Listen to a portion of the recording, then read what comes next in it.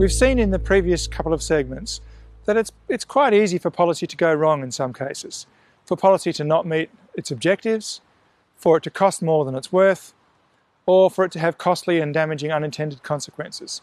And this is as true in agricultural policy as anywhere. So economists are fairly cautious about deciding whether they would support a particular agricultural policy. They need convincing, and they would argue that policy needs to meet a number of criteria in order to justify support.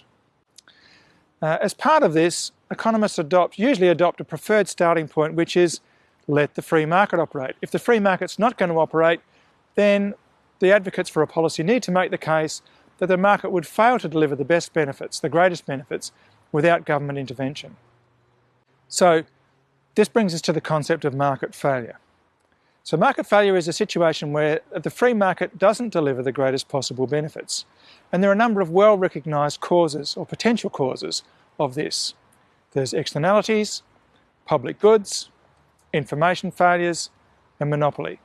And I'll make some brief comments about each of those, starting with externalities. An externality is a situation where the actions of one person in producing a service or a commodity negatively or positively impact on another person. The point is that the other person's benefits or costs are not factored into the decision making by the first person who's causing that spin-off effect. The impact on the second person is not reflected in the market price for the good that's being produced, so it doesn't get sufficiently recognised. So as an example, a farmer might be running livestock very intensively, so there's intensive grazing pressure, leading to low levels of soil cover, leading to soil erosion, leading to sedimentation of a river, leading to effects on the river, negative effects on the river that the broader community cares about. So this is an example where the effects on the broader community are there, but those negative effects are not felt sufficiently by the farmer. So the farmer's decision making is unlikely to fully reflect the costs that are being incurred by others. Next is the concept of public goods. So a public good has one of two characteristics, or potentially both. It may be non-rival. That means that one person's consumption of the good doesn't reduce the amount of the good that's available for another person to consume.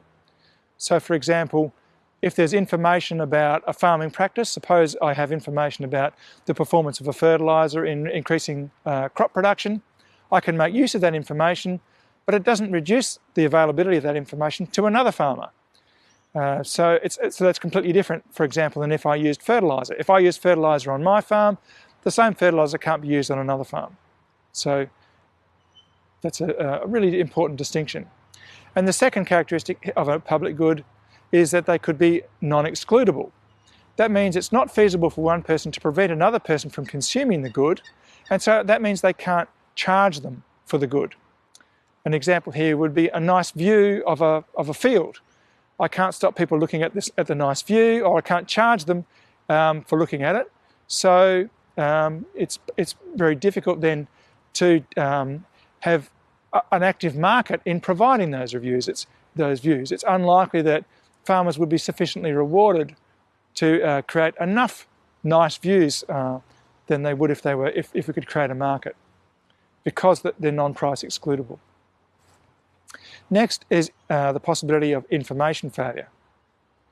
So information failure could be where market participants have a lack of knowledge, causing a loss of benefits. For example, there could be a profitable new technology available to farmers, but not very widely known. And so that could potentially justify an extension, education, training program to make sure that farmers know about this technology and can consider it seriously and think about adopting it. Or it could be a case that sellers have information that's not known to buyers, or buyers have information that's not known to sellers, which is known as asymmetric information. For example, mislabeling food as organic. Unscrupulous farmers might be well aware that a product is not grown in an organic way, but they might label their product as organic. So there's asymmetric information there. Again, that could be a reason for governments getting involved to regulate and control the labelling of a product. The next broad area where involvement of government could be justified would be where welfare support is needed. Market failure is about where the market results in whether or not it generates the largest possible benefits. But governments are also concerned about how those benefits are distributed through the community. And so they often will have a policy that's intended to provide support for disadvantaged groups, or sometimes, less justifiably, support for powerful advantaged groups, lobby groups. And so efficiency, which is what market failure is about, is not always the primary objective. So we need to recognise that. So that's about trying to justify. Is there a prima facie case that a policy could be justified? Is there a welfare case, or is there a market failure case? Having decided that there is a prima facie case, then we need to worry about whether the program, the government program, is well designed and well implemented. And there are a number of criteria that we should consider here. Is the program, does it have clear objectives and targets? Unfortunately, many programs don't meet that requirement. Have the policy mechanisms been well chosen and well designed? And as we've seen, there's plenty that economists can contribute in that area. Is the program well targeted spatially, or targeted amongst farmers where it can really make a difference, rather than just being given broadly to all farmers, irrespective of whether that will really achieve the objectives of the program? Is the design of the program, or the evaluation of the need for a program, based on sound evidence, particularly scientific evidence? And it should always be the case, of course, but it isn't always the case. And has the program been realistically budgeted? Sometimes you observe programs with very ambitious targets, but much too modest budgets to achieve those targets. And finally, there's the issue of, even if the program has been relatively well designed and we think it's got a prima facie case, there's the issue of, do the benefits of the project or program overall outweigh the costs? And this is where economists would like to see extensive use of benefit cost analysis, based on those principles that we talked about earlier in previous segments of comparing the results with versus without the program, and doing good estimation of benefits and costs and discounting them as appropriate to allow for different timeframes.